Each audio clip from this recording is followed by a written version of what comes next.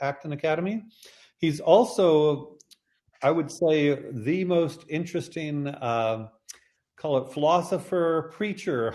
I don't know what the best thing is, Matt, but I probably forward, he's very active on Facebook and Twitter. So I recommend that you all follow Matt Beaudreau on Facebook and Twitter.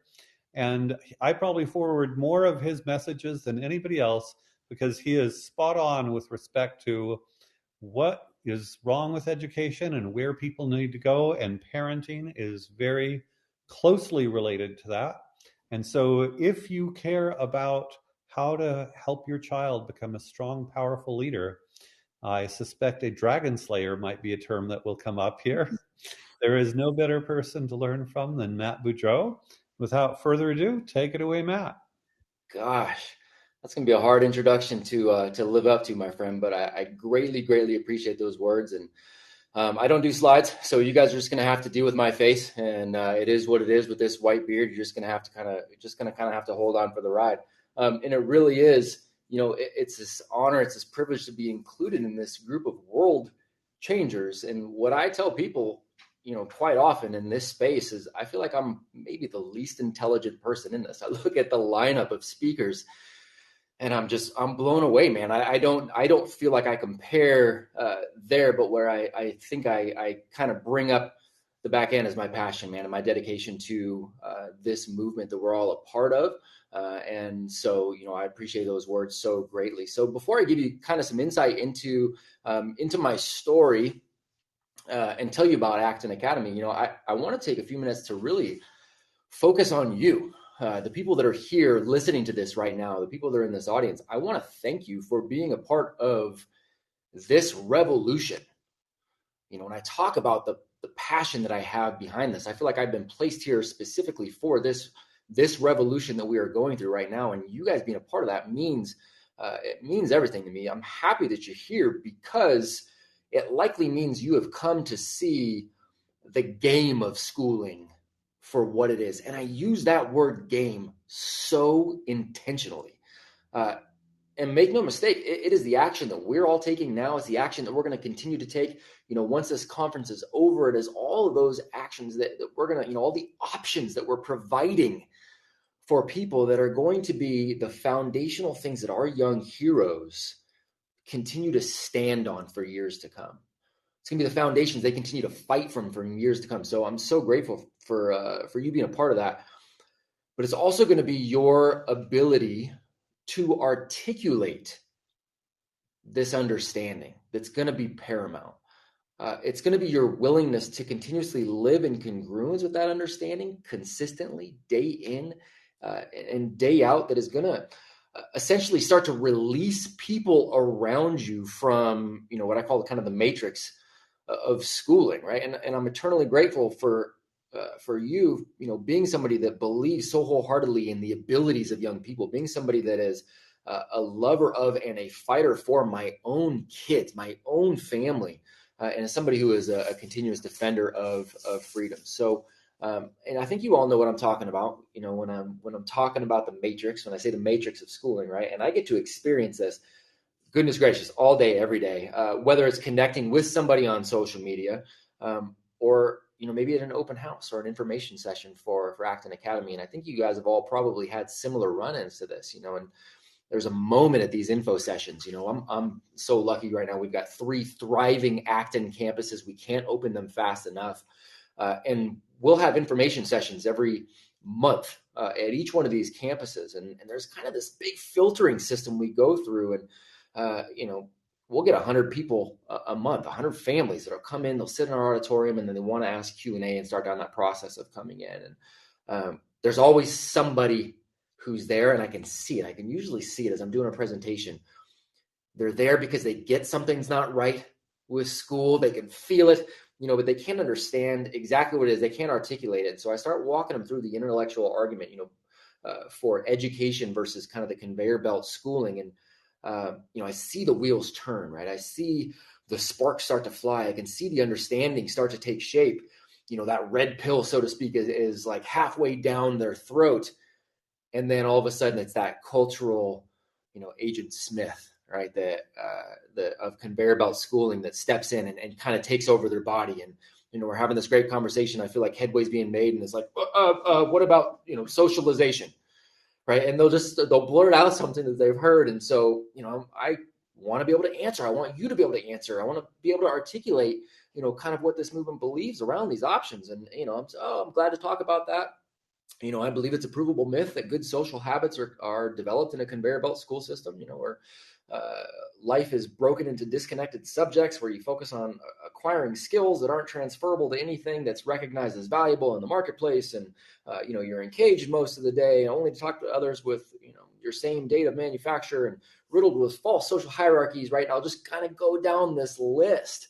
And I'll just kind of end with something like, gosh, sir, can you imagine seeing lions in a zoo, and thinking that's how they naturally behave in the wild? You and I both know those are vastly different animals, right? And the lights start to come back. But then that Agent Smith, it's like I'm fighting this virus.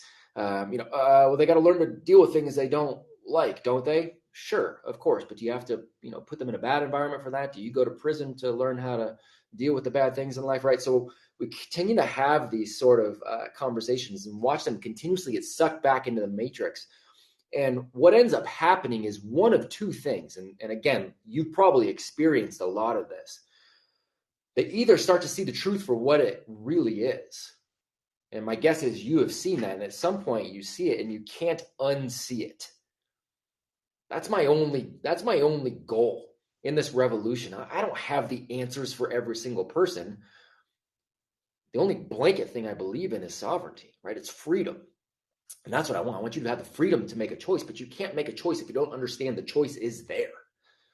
And that's what, we're kind of tackling with this undertaking. So once they see it, right, they can't unsee it. And I'm hoping that that's what happens.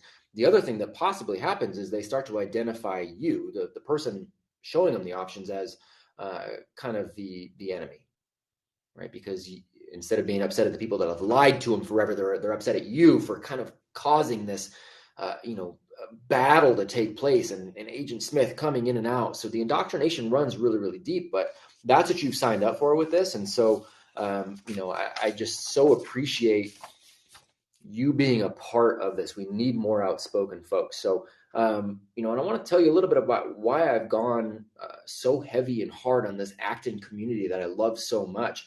But I want to tell you a little bit about my background and kind of my perspective so that the Acton description, maybe even makes more sense, right? We're talking about this game. I always knew the game existed. Again, I feel like I was put here for this. I always knew. I clearly remember being 5 years old. I remember sitting in my earliest classroom and being put in the red reading group, 5 years old. And I remember looking around going, okay, well, the red group is clearly who they think the best readers are. The blue group is next. And that yellow group over there are the ones they think need the most help. This is great. I know the game. I figured it out early. So boy, did I play it. And I played it well. I got my straight A's all through school. Very little effort. And there's some, I know I had good support at home. I had a lot of privileges on that. I'm not discounting that.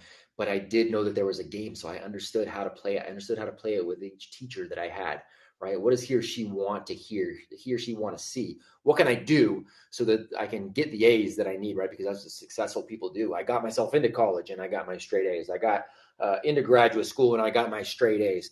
And I went ahead and graduated without a clue in the world who I was or what I had to offer anybody.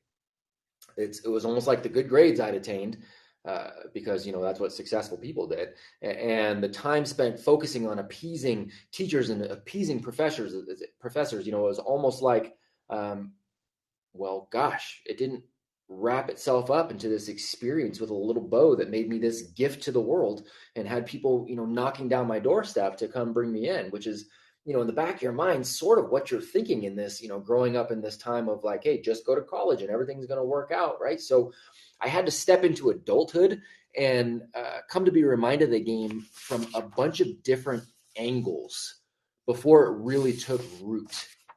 I had to see it from so many different perspective. So first and foremost, I found employment with an organization, right?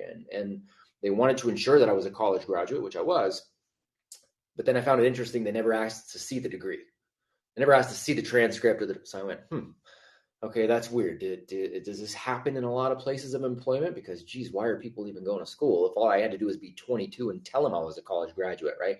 And then as fate would have it, I started working directly in the Dragon's Den not too long after that for a very prestigious university. And the game started being more and more obvious, right? I started going, wait a second, admissions into this prestigious university, it's not the meritocracy that everybody thinks it is. Yeah, the Aunt Becky situation, that's not new, folks, and it's still continuing in a lot of places. So I started to see just how kind of insidious this game could be. So naively, I thought, oh my gosh, man, I'm going to change it, right? So I'm going to go where I can make my mark. So I went to public school. I was a public school teacher. I was a public school administrator. I was creatively insubordinate in both. But I understood that as I was watching this play out, gosh, this isn't for kids. We're not doing this to empower young humans. Gosh, what are we doing? We're playing all this politics and this is silly, right? I'm super, super supportive of people that are still in that system. There are good people there. I support them greatly. My beef is always with the system. So, I thought, gosh, if I leave there, I'll go to private school, right? I was a private school teacher. I was a private school administrator. And it became more and more clear that none of these conveyor belt methods were really pro-development. But the thing that really started to propel my need to do something different is I started speaking out, small conferences, around this broken system, or what Steve pointed out very aptly in his breakout session, the system that is doing exactly what it's meant to do. I started speaking out against this, and people started to take notice. People outside of the world of schooling started to take notice. And suddenly I was thrust into this career as a keynote speaker and consultant to the top organizations in the world, all while running schools. And the final part of the game started being revealed to me. So I was being brought into these places of employment, and the CEOs, the hiring managers, right, of Fortune 500s, and I'm talking some of the biggest organizations in the world, they're telling me, well, gosh, the younger generation that we're hiring, like, we want to fire all of them. They only know how to play school. They're blindly obedient, but they're not willing to take risks. They oftentimes feel entitled. They're only doing what the job requires. They sit and they wait for directions. It's like they're waiting for a rubric. They have no idea how their position plays into the other areas of the job. Civil discourse is completely lacking. Critical thought is lacking. Mental stability is lacking. Resilience is lacking. Communication, leadership, innovation, all of these things, it's like it's been trained out of them. The number of times I heard somebody say it's like all of these things have been trained out of them, right? And that connection was made. All of this helped shape a very unique perspective and understanding as to how deep the rabbit hole is. And so, while this showed the disparity between, I think what the world needs and what schools are helping create, I had to leave. I had to do something for the kids in my life, the people that I was raising. And I knew we weren't going to change government schools. And once I saw how that sausage was made, the question wasn't, do I leave? The question is, what do I do? Right? What do I do now? What do I feel like is the best option that I can give to young people? What does optimal look like? And again, I don't ask that saying, I'm going to find the right answer. I wanted to find the right answer for our family. And then I wanted to open doors for others. Right? That's simply what I wanted to do, is find a phenomenal option and open the floodgates. So I set out to find who I thought was building dragon slayers best in a time where I saw nothing but dragons around, culturally speaking. And Acton Academy was the clear winner for me. I spent 2 hours one day when I first heard about Acton. I was lucky enough to have the students accept me to come sit in their studio for 2 hours in the Austin campus, actually the first campus there. And I sat for 2 hours and I watched while this group of middle school students operated like a Fortune 500 company. Yeah, there was an adult in the room. He said nothing the entire time I was there. And it was like they didn't even notice. They didn't notice I was there. They didn't care because they were so focused on what they were doing. And the productivity was through the roof. And not because they were working on being little obedient, busy bees, because they were excited about what they were doing and they were helping each other and they were taking on adult level responsibilities. You guys, it was the most exhilarating thing I'd seen in education. And at the same time, I was heartbroken because I knew I was about to go back to the school that I was working at that also had middle school students, and I was not going to see that. Um, so I wrestled with that, for quite a bit. But there are 11 rules in our house, and one of those is do not complain about your situation, fix it. So I went home and I said, honey, to my wife, I said, we're either moving to Texas or we're going to be launching an Acton Academy. She says, I don't like Texas. I said, I don't really either. Apologies to anybody in Texas. Fast forward 6 years, we've got 3 thriving campuses. I'm helping to build the global community of Acton Academy to what's going to be about 300 campuses around the world by the end of 2022. And we're bringing more and more entrepreneurs into the fold every single day. So now that we've been around the net, as a network for so long, the success stories are writing themselves. We have students attending colleges. We have students who've created movies that are streaming on Amazon. They've launched nonprofits that are doing 7 figures a year. They're running their own businesses in any number of fields. We even had one student recently who was hired for a 6-figure tech job that he started working while he was a junior in high school. We have current students working as guides on campus. They're cooking in the kitchen, providing real meals to other heroes because they want to be a chef. They're running businesses that support their home habits, right? We had a couple young girls use their money to buy their own horses. We have students who are paying their own tuition. Outward doesn't even compare to inward. They're taking on more chores. They're being kind to their siblings. They're running these family meetings. They're getting a glimpse of who they are and who they want to be. They're becoming active participants for writing the script of their own lives instead of acquiescing to become a role player in somebody else's movie. You can't do that without developing self-awareness and self-confidence and from overcoming challenges, right? So how do we build those things at Acton? It's pretty simple. It's not easy, but it's pretty simple.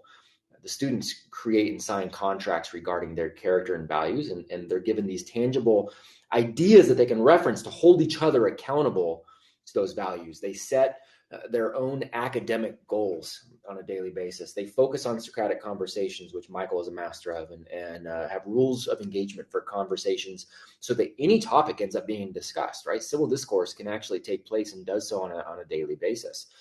They work on individual projects. They work on collaborative projects with deadlines and public exhibitions.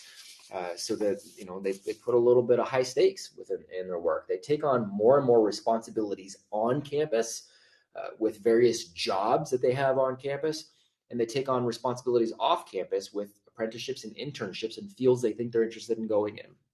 In short, they gain self-awareness from trying as many things as possible so they can see what they want to master. And they gain self-confidence because, well, gosh, they do hard things, all while being respected in their voice, all while being expected to maintain this high standard of character and effort. It's a simple recipe, and the reason that it works is if the hero chooses to engage in this and the parental support is there, it's because it happens to be the way life works. It's no secret. It's a direct correlation. So no, Acton's not the only answer, but it's my favorite answer to how to raise dragon slayers in this time where dragons exist. And if you don't have one near you, find another option. Avoid the conveyor belt method at all costs, but because those bad habits are hard to break more than anything. But and start there and be the example in their lives. If you're a parent, you have to be the example. I always say they will do what you do before they do what you say. A lot of parents say that, gosh, I would die for my kid. And I put this on Instagram the other day or on Twitter, probably, I would die for my kid. Fantastic. Would you live for them? Would you live every single day with such intentionality they couldn't help but notice and reciprocate and do the same thing? Look for great mentors. There's so many great humans out there. Read great books, have great conversations, focus on experiences that are challenging, cheer on the effort and cheer on the failures like you did when they were learning to walk. They learned to walk. They sucked at it the first time. They took a step and they fell down. What did you do? You cheered, right? You cheered because you knew if they kept failing just like that, eventually they're going to learn to walk. School trains that out of us. Let's get back to cheering the young hero on. And gosh, at the end of the day, if you feel like Acton as you go down the rabbit hole is something that you're interested in joining, reach out. I'm glad to help. I am helping entrepreneurs launch these, and I don't get any, nor should I don't get any credit. I don't get any pay. I get nothing for that. I get the pleasure of continuing this movement that you are very much a part of. You guys, I could do this all dang night, so I better be quiet. I want to let you ask some questions. I want to just be a resource. I want to be somebody that helps you. So if any questions that we've got here, I'd love to take those. I'm looking forward to continuing the fight with every single one of you. I'm humbled to be a part of raising up this next generation of freedom fighting dragon slayers in any way I can. So let's do some Q&A.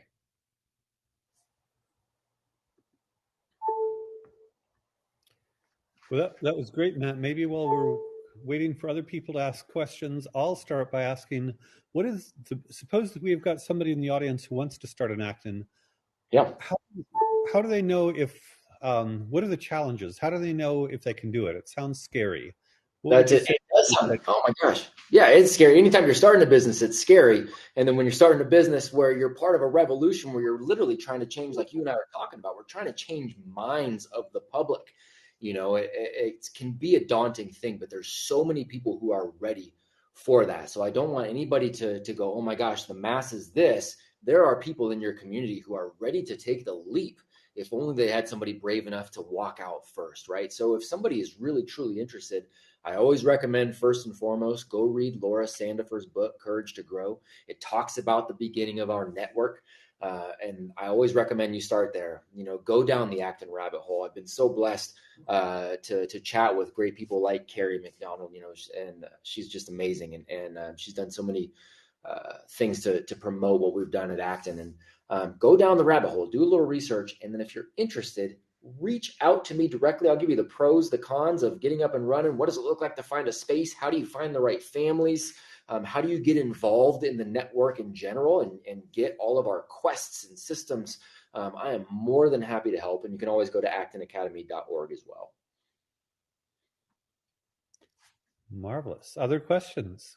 Yeah, we got a few in here. So first of all, somebody said he's got a great podcast too. That is so appreciate that very much. Thank you for that. That is a joy that I get to take on. How do we reach out directly? I am at Matt Beaudreau on almost everything, and you can also reach me at matt@actonplacer.com. Are all Acton schools similar in terms of structure and curriculum? And title again by Laura Sandifer was Courage to Grow. I want to try to make sure I get as many of these as possible. In terms of structure and curriculum, yes, similar, yes, but sovereignty of the owner and of the community as well, right? As it stands, so right now I am standing in North Carolina. My campuses are in California. The cultures in North Carolina and California are different. Hey, guess what? You throw Shanghai in the mix, that's different. El Salvador, different. Guatemala, vastly different, right? So you've got these different you've got different communities with different cultures. So each owner takes that into consideration. So we have all of these systems that we offer to our owners. We have all of these and projects. We have all of those things that are there to take advantage of, but there is no, you have to do this and you have to do this, you have to do this. We're like, no, the only thing you have to do is believe in the genius of the young heroes you're serving. That's the only thing you have to do, is to support them and to get out of the way, right? As long as we're all of that same belief that they're so capable, then you've got all of this, this network, all of these systems, and all of the people to interact with. They go, ooh, what would you do here? What have you done? Have you experienced this? So it's a support network that is unlike any other support network I know of in education. It's another part of the reason I love it so much.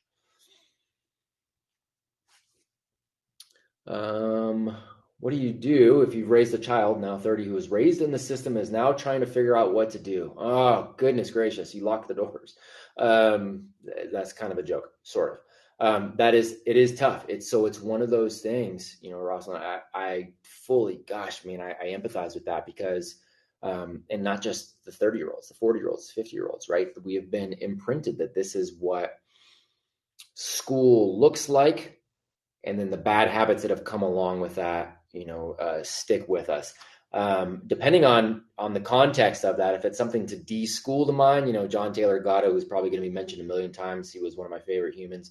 I mention him quite often. If it's somebody who just was impacted by that and has developed bad habits, one of the things we do for our Apogee Strong program, the mentorship program, is we get them very early to read Atomic Habits by James Clear. And then we start mapping out a plan for them to try to shift their habits using some of his formulas. So that's a good place to start as well. Michael, I'm just sitting here running my mouth. If you want to take a specific question, if you want me to take a specific one, please say the word. No, dive in, dive in. Okay. Whatever. Let's see, what does it take to look like to start an Acton Academy in Florida? Yeah, we've got a few launching in Florida. Go to actonacademy.org and there's a search in there, and you can see if there is one that is in the area or is launching in the area. And if there's not, and you truly are interested, again, read that book, go down the rabbit hole on Google and YouTube and see what you can see. But then reach out. And I'm glad to walk you through. It's a 3-step application process. We're looking for people who are committed. You're not going to do this to go make a quick buck. That's not, you picked the wrong thing to do if that's the goal. But if you're here, that's not your goal. So yeah, definitely check those out.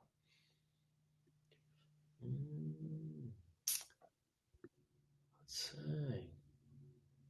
What does a day look like at Acton for a 10 and 12-year-old? They're designing them. I mean, they are likely setting their individual goals early in the morning. They usually launch with a Socratic discussion in the morning, have a morning meeting.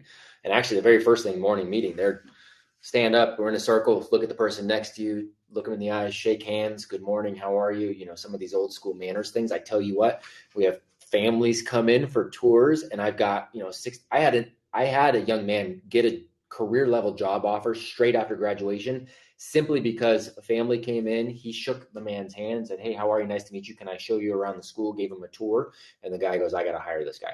Right. So we start with that. They'll have a Socratic conversation usually to launch. They'll go into individual goal setting and individual, either individual academics or individual projects, usually earlier in the day. Later in the day, they'll start taking on things like their apprenticeships, their internships, the collaborative quests that they've got, that they're working with somebody else to do something every 5 or 6 weeks to, for an exhibition coming up, and they'll take on their responsibilities on campus as well. So a lot of them have jobs on campus helping younger heroes. Maybe they're, working on, maybe they're cleaning, maybe they're working in the kitchen, whatever that looks like. And so they'll do a lot of that in the afternoon as well.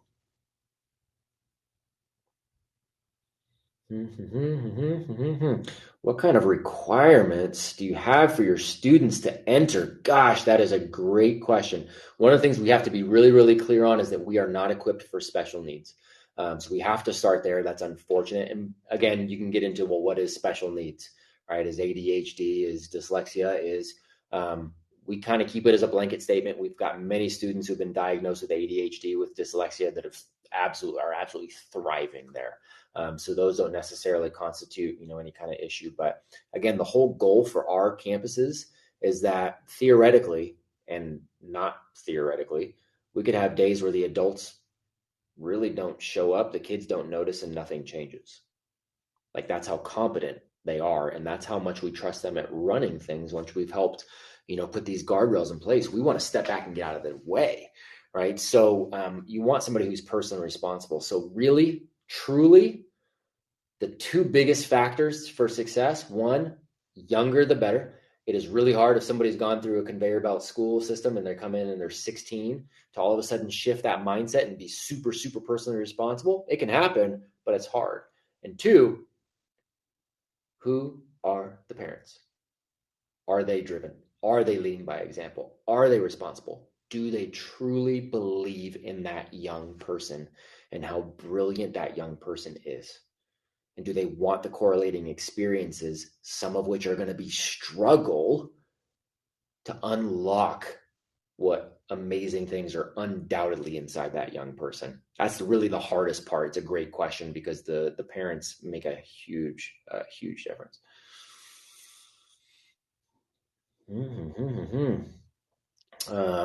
Is Acton every day? Is there a part-time option? Sovereignty of the owner, sovereignty of the location. So, some do 3-day-a-week programs. Most do 5 days. Mine does a 4+1. So you have, 4 days of all things Acton, and then we'll bring in outside vendors on Fridays, and you have a choice if you want to, do those or not. So do Acton owners communicate with other owners? about 100 times a day. Yeah, and collaborate on things. That's part of the beauty of the network, right? You collaborate with all of the other owners all over the world, all day long, all the time, about anything and everything, right? So not only do you have access to all of every, if we develop a NASA project, we put it out to the network and say, hey, everybody, have at it if you want, modify, do whatever. This is what we did. This was great. This sucked. We throw it all out there, and continuously talk with the other owners and guides as well. And we have guide squads and continuous, conversations just to try to, do right by the young heroes. So. And we are out of time. We've got actually a micro school breakout session that you're in as well, Matt. So I am indeed. interested I'll go over there. hearing more of Matt can see him over there, and we've got other micro school people over there.